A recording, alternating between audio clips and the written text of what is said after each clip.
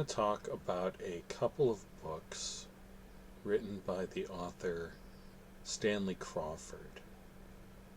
Stanley Crawford is a favorite author of mine. He is a garlic farmer by trade who also has written some very fine books, nonfiction and fiction alike. He lives in New Mexico, and before turning to garlic farming, he wrote a couple of pretty funny books, and then the book output kind of slowed down, probably related to the garlic farming. And then more recently, he's suddenly been publishing quite a lot, and it's reminded me of two of my favorite novels of his, both of which share some similarities and a common rhetorical tactic that I think is worth talking about. The first one is called Gascoyne, and it came out, I think, in about 1965. It's a short novel about a man named Gascoyne who is the sort of secret chief of Los Angeles. He's running the city, more or less constantly awake, driving his car around town, settling things, maximizing production. He's got a radio in his car that he uses to communicate with his assistant, who sort of like handles everything for him. And it's very funny. He spends a lot of time in the book trying to beat red lights. It's very it's hard to get, he's writing this kind of like breathless high speed. It's all in the first person. It's all in Gascoigne's point of view. And he's just like always on the go, a mile a minute. Move, move, move, move, move, move, move. And the effect in a short novel is extremely funny. There's like some, criminal stuff he's trying to like get a handle on, but mostly he's just trying to sort of keep the whole ball of wax moving. So that's one. And the second is about 40 years later, sometime around 2006 or 7, I believe, Crawford published a novel called Petroleum Man. And Petroleum Man is a similar character to Gascoyne in that both of them spend a lot of time in and thinking about cars. But whereas Gascoigne's book is like a first-person adventure where you're just sort of in his mind and in his life, going a mile a minute for the length of the book. Petroleum Man is got a more complex structure. It's about a man who is giving a gift to his grandson. He's giving a series of gifts to his grandson. What he's giving him is these small toy replica versions of every car he's ever owned, and along with each gift comes a letter where he tells him about the car and about when he owned the real life version of the car and why, and about his life and values. So it's a series of letters.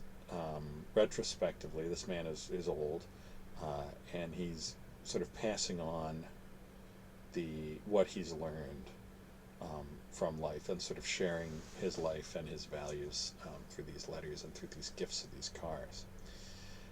It also is very funny because the man in question, whose name eludes me, so I'll just call him Petroleum Man, because Petroleum Man is staggeringly rich and staggeringly successful by the world's standards, but also like has just enormous blind spots about his own life, himself, the people around him. He's managed to live an entire human life while staying blissfully or angrily unaware of some pretty obvious things about himself and about the world that he's helped to create. Both of these books, Gascoyne and Petroleum Man, could be called satires of a sort.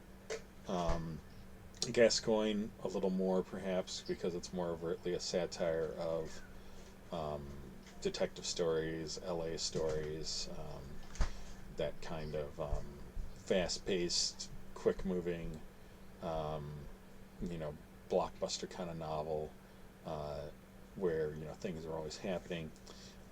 Petroleum Man is not so much a satire. I'm not sure what form it exactly takes. It's just extremely funny.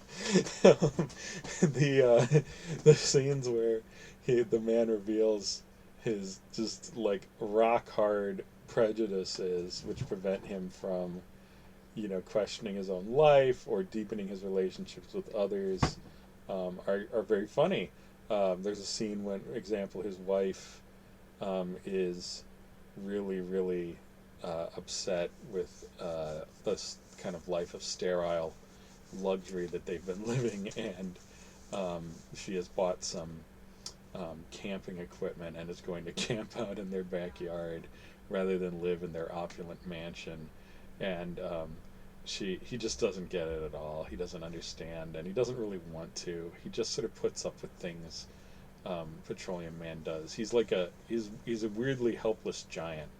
He's sort of at the he's sort of although he is like nominally in charge, he's really just moved around by this huge machine of business and cars and stuff that he's helped to create. Um, in the book, Petroleum Man's wealth comes from his invention of something called the thingy, which everybody has, more than one of. And we never find out what it is. It is kind of a joke on just the general obsession with stuff that the way we live kind of forces upon us, where we have to, this is kind of what's on offer as a road um, to personal fulfillment, is just to have a lot of things. And so Crawford doesn't even tell us like what it is. All he tells us is it's a thingy, everybody wants one, and this guy, Petroleum Man, gets a tiny piece of every single one that's sold. It kind of reminds me of in the Lorax. It reminds me of the Onceler's Thneed, which everyone needs. The thingy is kind of like Petroleum Man is like the Onceler's Thneed. It's just that thing that you can sell. Um, Now he branches off from thingies of here, thingies there, just and it's a stand-in for like the whole world of like global business and private property and possessions. There's many good lines in Petroleum Man, but let me go back real quick before I get to that to Gascoyne. Gascoyne, part of the key to the book is the title is Gascoyne, which is spelled like the region in, somewhat like the region in France, but gas coin. This is primarily what the book is about. It's about gas and it's about money, which is perhaps why it's linked so closely to Petroleum Man. These are both books about people who have spent most of their lives in or thinking about or idolizing cars. And the car as a tool for business and keeping everything moving. Gascoigne is himself, the character in the book, is something like the personification of, I want to say capital, but it's almost more than that. It's almost like he's the personification of the world as it's lived in business, speed, energy use. He's like the chieftain of all of that. And since the book is in his mind, there is a deep emptiness to Gascoigne. There is like no goal, there is no purpose that he's trying to fulfill in his activities. He beats lights because he's always tried to beat lights. He makes deals and he gives instructions to his subordinates because that's what he's always done. There's this good scene fairly on in the book when he is trying to put down a rebellion. That's essentially what it is. He's trying to keep everything in order and under his control, and he comes to this spot, and the people who have always worked for him, who are now in a state of sort of tumult and rebellion, have never actually seen him. They just get their instructions, and at some point as he's moving through this building, people realize that's actually him. It would be like if this, if the spirit of like the world prime interest rate, or the spirit, the like GDP itself appeared in front of us as a human being, and everyone gets really quiet and gasps, and like he's like walking among them almost like a religious spirit. Um, that would actually be really funny. Do you think we could get someone? Could like countries nominate people to actually like role play as their various statistical measurements? Like, oh, hello, Mr. GDP. Like in the U.S., they could dress him kind of like Uncle Sam, maybe with a graph that shows an arrow always going up. That would be pretty funny. Anyway, so so Gascoigne, represents the personification of sort of things as they are lived: business, capital, growth, activity, all of this. And although he is displaced from his position of power, by the end of the book, he has shown no sign of living differently. He's just moved on to a new sphere of activity from which he hopes to sort of rebuild and regain control, and perhaps even exceed his prior position, and exercise even more control over the world. In Petroleum Man, because the narrative is more chopped up through these letters, and it's more retrospective, I think it gives Crawford more room to breathe. There is there is something of a continuous narrative, but it's spread across these letters, and so there's more time in the form to just kind of reflect, and for the Petroleum Man to tell us what he thinks of the world and its various attributes, and kind of like what's best in life and what's worst.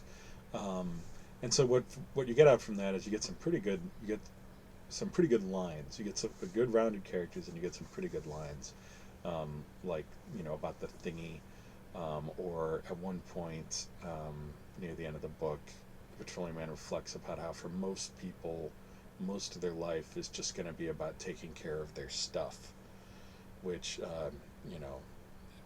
depressingly sometimes seems to be just spot on accurate. um, just like managing your stuff, that's most of what your life will be about. Maintaining it, passing it on, acquiring new stuff, putting it in order. I have thought of this line more than once when I have listened to conversations between, say, collectors of one thing or another. Is management of stuff. That's what life is about.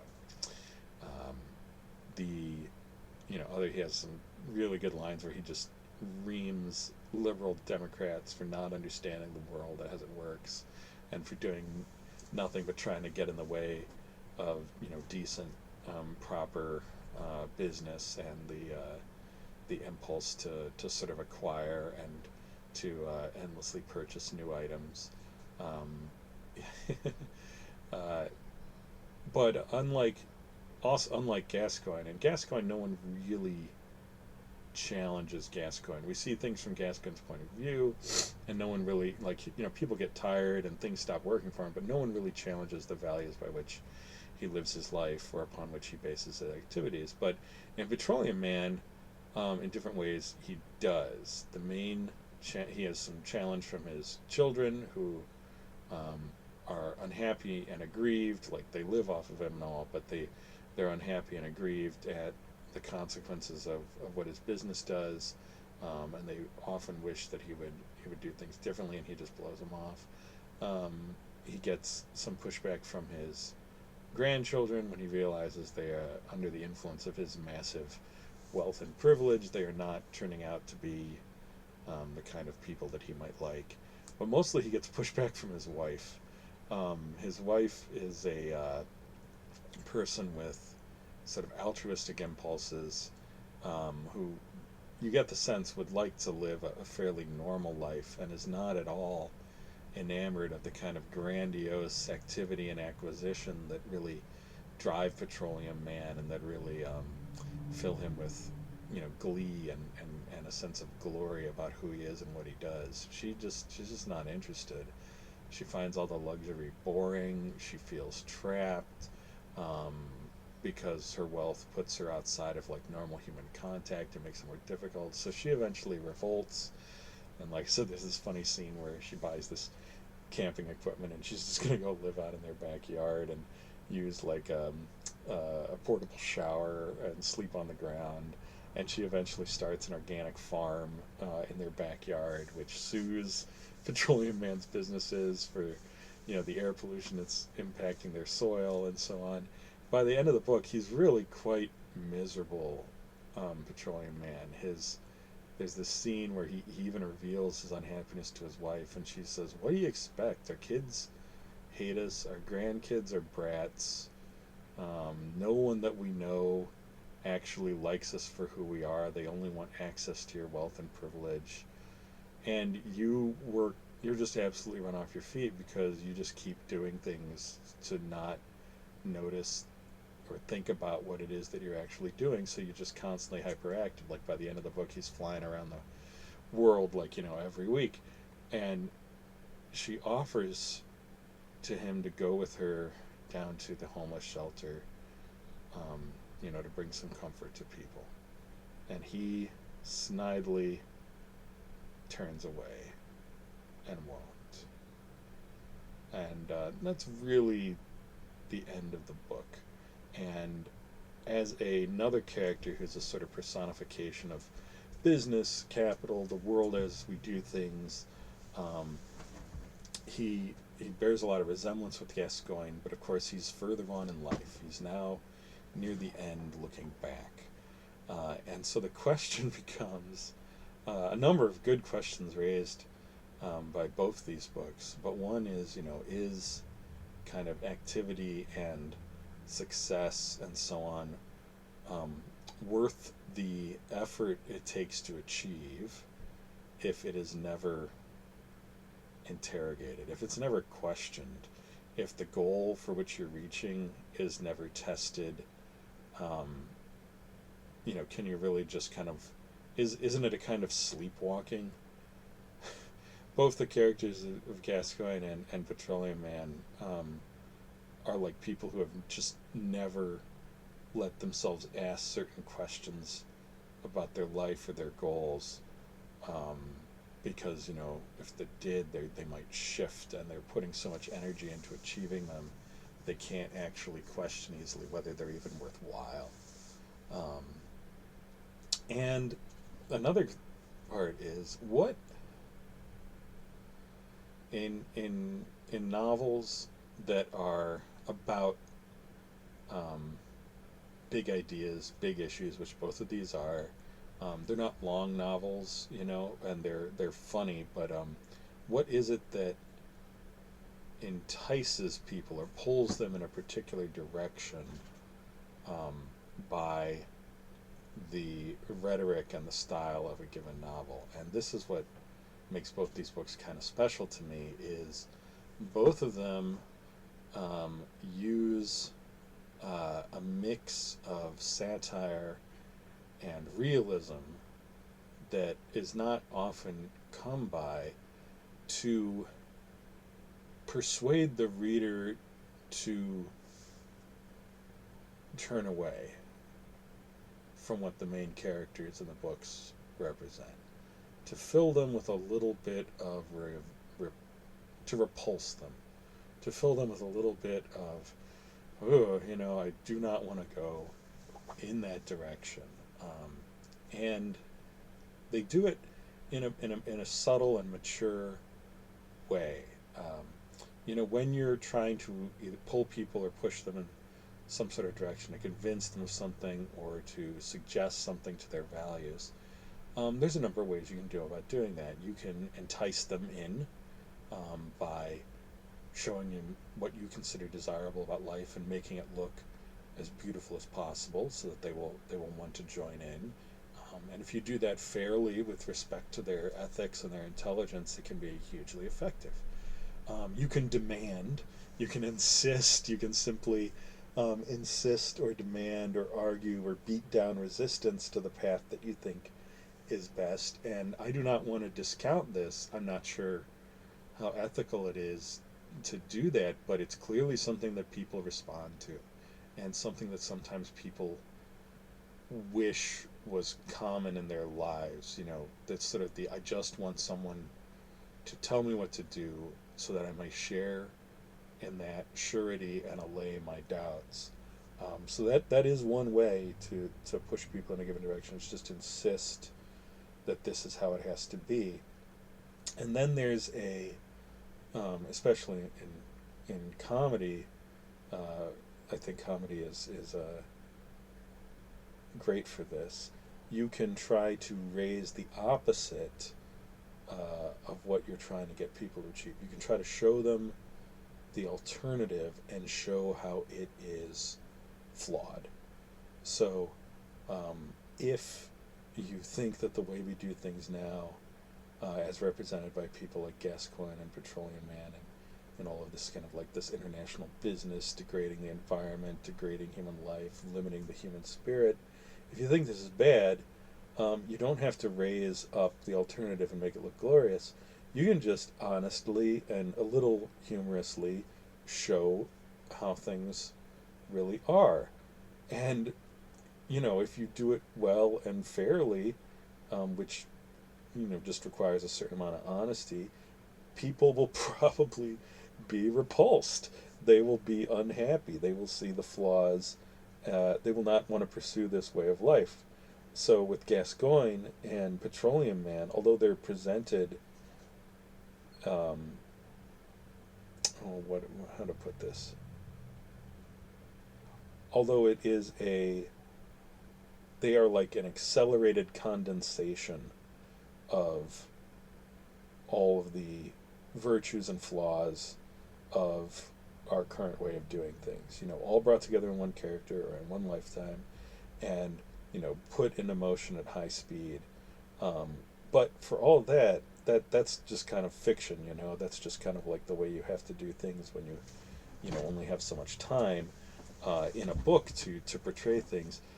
They're still presented quite fairly and honestly, and they each have habits and little quirks and habits that are very genuine, like Gascoigne's habit of trying to beat every light. I mean, who could deny that that's a fair representation of a guy living in LA in the mid 60s? Petroleum Man has a habit of making scathing comments at the dinner table to his family to avoid having to talk about anything meaningful that they want to talk about. Instead, he just makes little personal jibes and ad hominem attacks. And, that's very, very much how things work in the world. People don't want to be questioned about, like, the deeper questions of what they're doing. They just want to sit down and eat their dinner in peace. Gee, damn it. Right? I mean, like, that you can find that anywhere.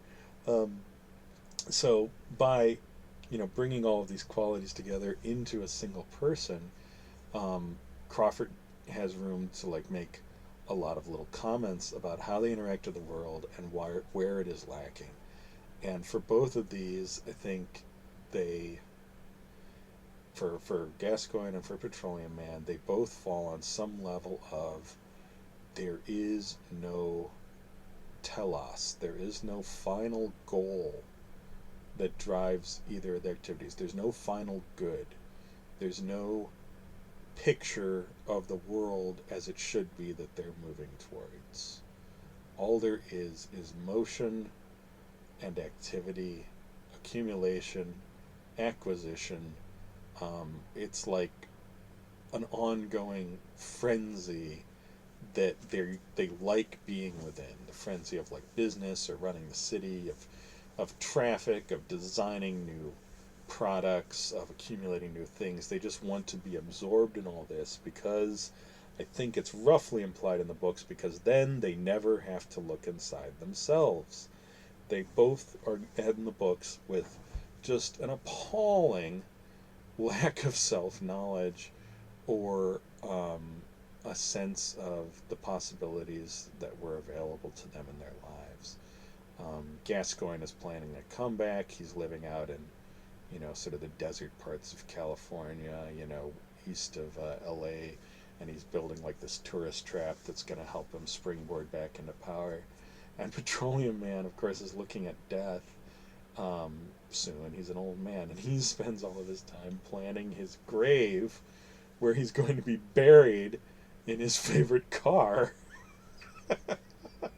And he's gonna like, place him in his favorite car, and then they're gonna like pour a bunch of granite over him so that it'll be immune to the effects of time, and maybe in thousands of years people will like dig him up and they'll use him as an example.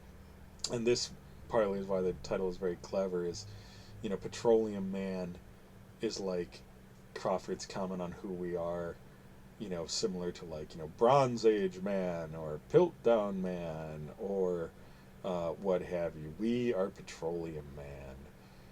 We've had 160 some years of using oil, and this guy is like the epitome of that element of our lives. If it was taken to its natural conclusion, this is us. This is how we will be seen. These little cars we invented to fill in the world with smoke and crashes and so on. This, when they look back on us, this is what they're going to see. Not any of the other stuff. They're going to see the basic stuff we did with our lives. All this fooling around with cars and thingies and traffic and snide remarks and business and activity to avoid the harder work of, like, building our souls, tending human relationships, building relationships with the world around us. They're just going to see Petroleum Man.